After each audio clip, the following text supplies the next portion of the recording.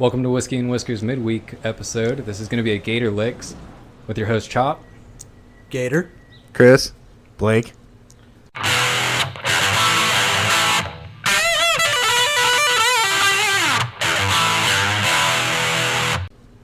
So, gents, I like to listen to music quite a bit. And when I listen to music, I usually listen to an artist one album at a time. I don't jump around through greatest hits. I think pussies do that shit. You listen to the whole album and you eat it. There's a lot of albums, too, that you almost have to listen from start to finish to get the whole concept. Like, I'm imagining, like, Pink Floyd or something. Where, sure, absolutely. You know? Yeah, it's all tied together. I mean, to me, that's pretty obvious, but I don't know. It seems like a lot of people might listen to, like, playlists and stuff like that. Well, these days people don't even release albums. A lot of times they're just releasing songs. Yeah, no, and I think this is going to be like a thing of history or something that's kind of like a romantic thing, you know, to have an album, something you can hold physically and look at and check out, you know. We're going to be like the old dudes that are like, records are better. Yeah. I don't know about that, but we're going to talk about how Sammy Hagar is better. So, who's that? Sammy Hagar, man. You ever heard of Sammy Hagar? You know, he's got that Mexican whiskey, you know, that Cabo Wabo. So Sammy Hagar is like an American rock guy. He's from California.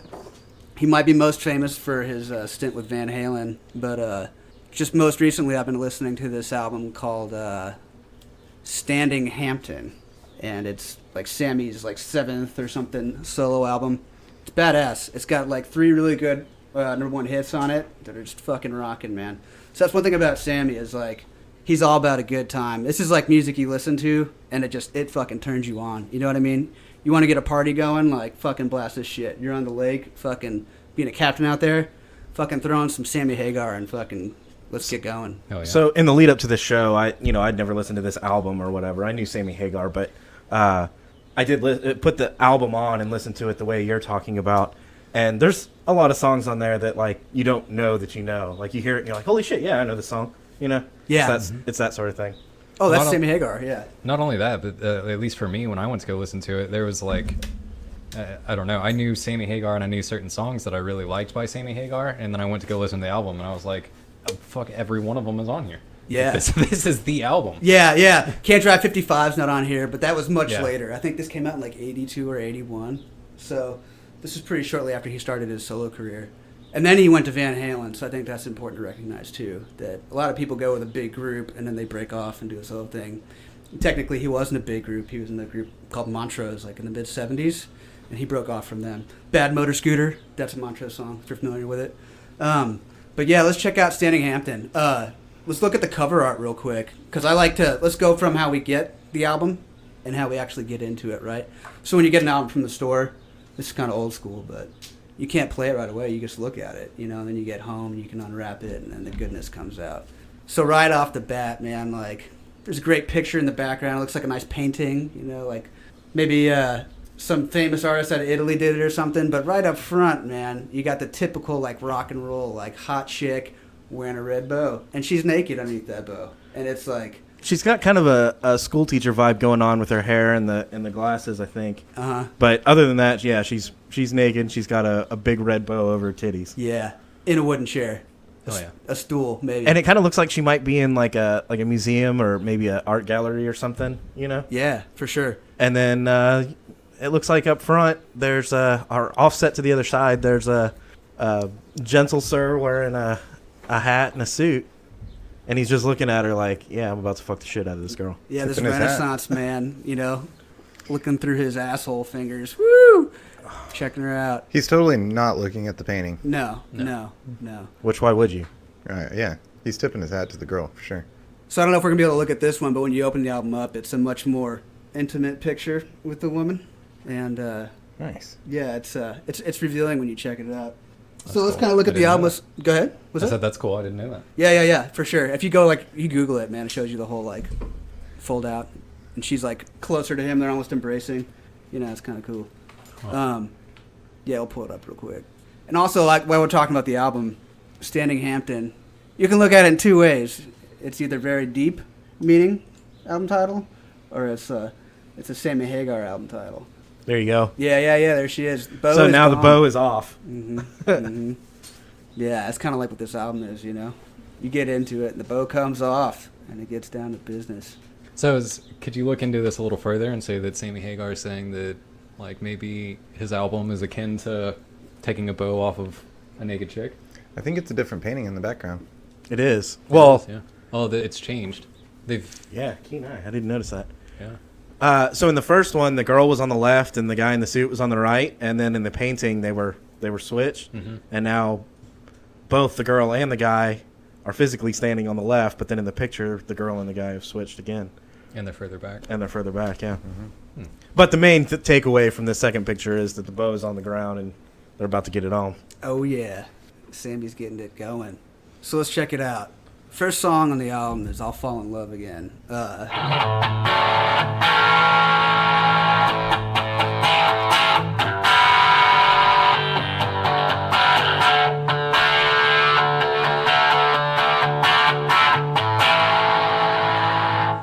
So, I don't know much about Sammy. I listen to his music, but just by listening and playing to that song, that reminds me a lot of The Who. And I think if you really dig in deep into some of these songs, you can kind of get some of those Who influences out of it. So, like, when I look at songs, we'll look at it like two different ways. We can look at it like musically and lyrically, how it is. And I think Sammy's a real strong artist because he can deliver some fucking cool lyrics, but also, like, his fucking music behind it is really cool. So Won't Get Fooled Again is...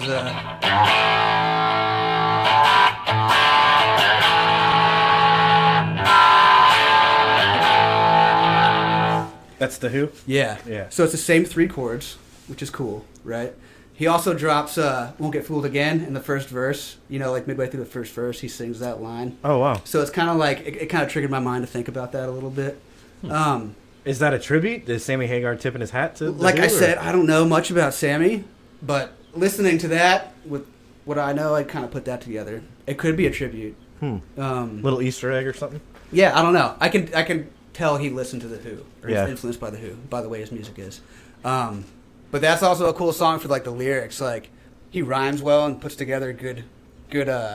He's kind of like Joe Walsh in a way, where he kind of paints funny pictures and makes you think about things, you know. So he's cool like that. Next song is "There's Only One Way to Rock." Now this song. Yeah, dude, just show us on your guitar there how that sounds.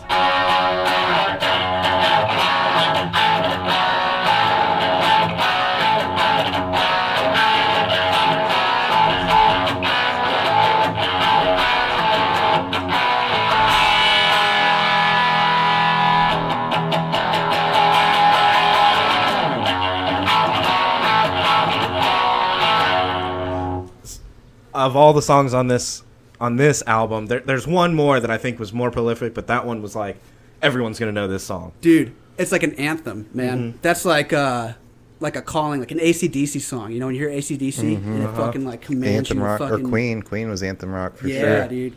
This is like one of those with the lyrics in the background, the harmonies, and it's all real big sounding, you know. You're like, there's only one way. You're like, fuck yeah, dude, there's only one way. Let's do it. Oh, dude, it's so cool, man. But that's the anthem of this song. In fact, I believe this was going to be the name of this album before they named it Standing Hampton. Was There's Only One Way to Rock. Oh, okay. It was going to be the title track? Yeah. Yeah, dude. And if you think about that album title with that picture, you know, going back to the album cover, that's fucking powerful, too. That's fucking cool shit. Baby's on Fire. This is one of those other kind of like softer kind of Sammy songs, you know. You might get into it with your wife sometime, listening to it, having a couple beers, but I don't think it's that groovy or whatever. Can't Get Loose. This is one of Sammy's more introspective songs, I guess. He kind of looks at life in different ways. He kind of ponders questions that are seated deep within human reality. Then we get right into heavy metal. Now, here we are in 2019. Heavy metal's a different thing nowadays than it was back when fucking Sammy released this shit. Way different. This song, though, to me, like, you can almost talk about every other song on this album, and then you can talk about this song. Like, this song is what Sammy Hagar is about. This is Sammy Hagar at his finest. Can you play this song? Can you play it?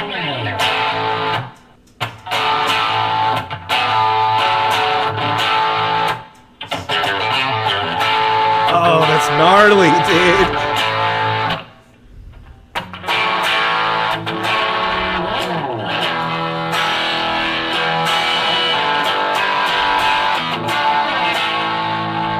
Dude, that song, dude. That Oh, dude, it stings, man. It fucking you can't sit down when you hear that song, man. Yeah, it's really good for sure. Oh, dude. This is actually like where I kind of can chime in a little bit because this is really cool for me. As so, I listen to metal like in the current genre, like 2019 genre metal, and looking back on Sammy Hagar playing heavy metal in whatever this is, like 79, 80s. This is early 80s, early yeah. 80s, yeah. It's still cool as shit. Like I can still see a lot of the influences from this like heavy metal from Sammy Hagar in like my metal that's in 2019, or the metal I've been listening to in the 2000s for the last couple 10, 20 years. Wow. And it's fucking cool. Like I appreciate this song so much more as a fan of metal in the current day than I think a lot of people in my generation would. Right. No, this song, like, this even speaks back to his days at Montrose, because the way I understand it, he got kicked out of Montrose because he was too heavy. His guitar playing was too hard for what Montrose was trying to do at that time. And it's like light cigarettes compared to today, you know what I mean? It's crazy. It's so cool, though. So that's one of the last songs on the album that really hits hard and really stands out. There's like a Janis Joplin cover. I believe she's the one who originally did it. Piece of My Heart. I don't know if you guys picked that out and recognized it. Covers are tough, man. Either you're going to knock it out of the park or it's going to fucking sink. And for me, that wasn't the best cover in the world. But other than that, man, if you want a solid Red Rockin' album. So we can't skip over heavy metal without talking about this fucking movie that came out. You know what I'm talking about? Have you seen this? Mm-mm. Dude. Yeah, so I have seen this, and this has kind of actually got a lot in I guess more modern culture. Like South Park did an episode about it. Like there's a lot going on with this movie that came out about heavy metal. Wow. Released in 2000. No, that was Heavy Metal 2000. Heavy Metal was released in 1981. Adventures from deep space to futuristic New York and beyond. Each world and story is dominated by the presence of Lochnar. Some of all evils manifest as a glowing green sphere. Dude, it's like chicks with giant tits riding dragons and man. In space. In leather. Yeah, and then there's like a car flying around and fucking like giant ogres like stabbing each other in the throat and shit. Man. It's fucking gnarly. Man. Yeah, it's a pretty hardcore movie, and definitely fitting of the song, without a doubt. It's so cool how those two things kind of happened at the same time, the album and the movie. Wow, this was a crazy cartoon. Yeah, you're on drugs the entire time you're watching this, by the way. Oh yeah, I can imagine. Yeah, yeah. I guess we forgot to say They have judges in space. it's an animated movie, but Yeah. it is buck wild. It's a trip. Like the whole thing is it's something different. If you haven't seen it, you should, because it's an experience. And we don't condone taking drugs, but If you were on drugs while you were watching this, maybe it would be a better experience. it might be scary as shit too, though. Yeah, very, very well could be. Yeah, no, for sure. Some shows that look innocent can be very not cool sometimes. Wizard of Oz being one of them. Man, that one will get you. All right, back to Sammy Hagar's. So yeah, I guess looking at the rest of the songs, Surrender. What is Surrender? How does that one go? Surrender. Is that the? It makes me think. Who sings that? It kind of sounds like Cheap Trick to me. Cheap Trick, yeah. Yeah, it sounds a lot like a Cheap Trick song. It's very kind of like cheesy 80s to me, Okay. Inside Looking In is another kind of introspective song, I guess, where he kind of ponders other questions about Sweet his Hitchhiker life. sounds kind of dirty. Sweet Hitchhiker is kind of one of those late 70s kind of gross song that'll pick you up off the side of the road and rail you and drop you off at your daddy's farm kind of song. Okay. You know what I mean? Yeah, Yeah, that everyone makes knows sense. that Yeah. type of song. Yeah, she's driving a tractor and plowing some corn, and then he's going to come plow some stuff too. Okay. But he brings her back home, which is nice. Yeah, that was good of him. Yeah, And then awfully generous of him. Yeah, well, yeah, he's Sammy, man. He's a gentleman. Yeah, he is on all levels. Chivalry was not dead in No. the 80s. He had blonde hair and a guitar. He was chivalrous for sure. And then Piece of My Heart, Janis Joplin. Yeah, it's Sammy Hagar singing Janis Joplin song. That's cool. It's cool. I mean, it's for what it is. Yeah. Yeah, I don't know. I'm not, again, on the covers, man. Either you're going to be cool with the cover or you're going to drop it like it's not so hot. But, yeah. Yeah. So, dude. in your opinion, like, can you tell us a little bit about where you think music's like went off of this album? Like, how you think this influenced, the next decade worth of music, or even past that? So one thing I recognized, which might segue into that a little bit, is so ZZ Top has a song "Beer Drinkers and Hellraisers," and it's very very similar to. There's only one way to rock in the sense that it's in the key of F sharp minor.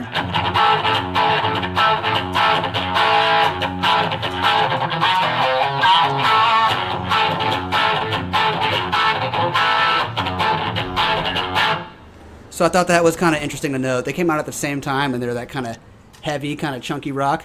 But where this kind of took stuff, so one thing that I noticed was really cool. So this is before Sammy got with Van Halen, is if you listen to a lot of these songs, there's a lot of the kind of harmonies in the background vocals, which was really prevalent in a lot of Van Halen's music. They did a lot of like the barbershop quartet type stuff in the background and great harmonies.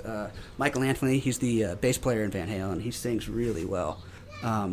So when they got with Sammy, I think lyrically and also melodically, they got much more advanced. Their music had more maturity, I guess, but I can see a lot of that in this stuff, especially with the harmonies and the lyric complexity.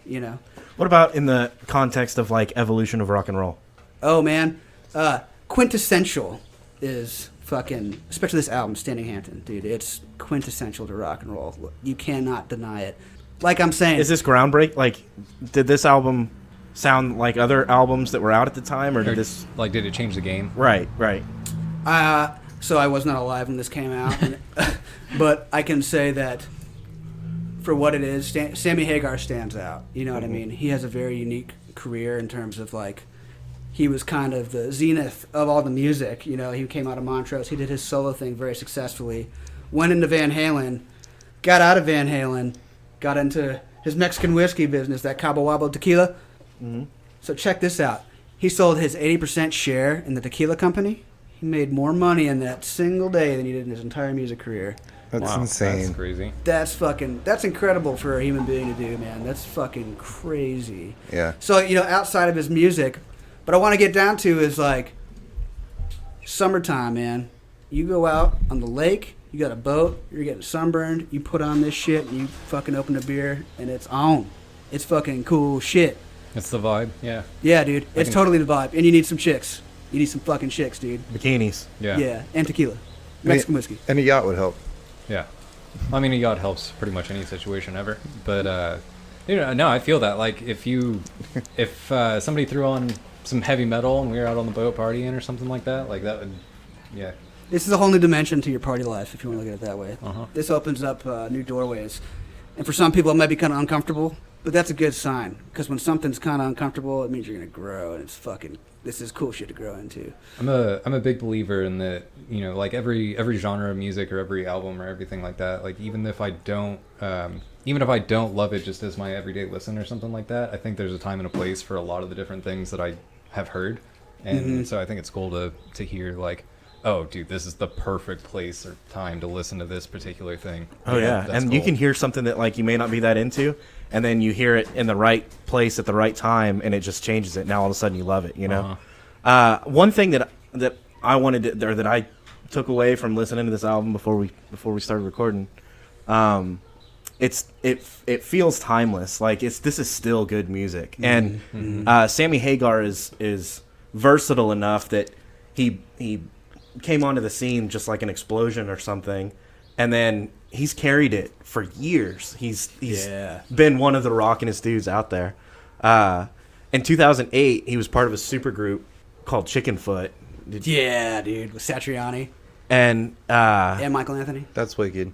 yeah, so he's still fucking rocking. I mean, it's been 10 years now, but the point is, like, it's not that big a leap for someone today to go back and listen to Chickenfoot, and then it's not much different. Chickenfoot is not that much different from Van Halen, and Van Halen's not that much. You know what I mean? It Yeah. evolves for sure. It does change, but you can go all the way back to Sammy Hagar in this album, and it's still fucking good. Yeah. I'm one of those rare people that did not know who Joe Satriani was until I found myself standing third row at a Joe Satriani concert. That's so fucking cool, man. And that's how I learned about Joe Satriani. Wait, he doesn't have hair?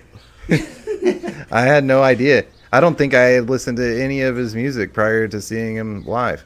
And it was pretty incredible. That guy's an amazing guitar player. Oh man, yeah, he's a whole nother show. We can dig into him and how he's fucking quintessential also to rock and roll. So can you do that heavy metal lick again? Because it's so fucking good. Yeah, I think I can take us out with that. Is that cool? Yeah, I'll for go sure. through some someday. Thanks for checking out Gator Licks, guys. Be sure to like, follow, and subscribe on Facebook, Twitter, and Instagram. And you can check us out on Spotify, iTunes, Podbean, and Google Play. We have new episodes every Monday. We'll see you guys soon.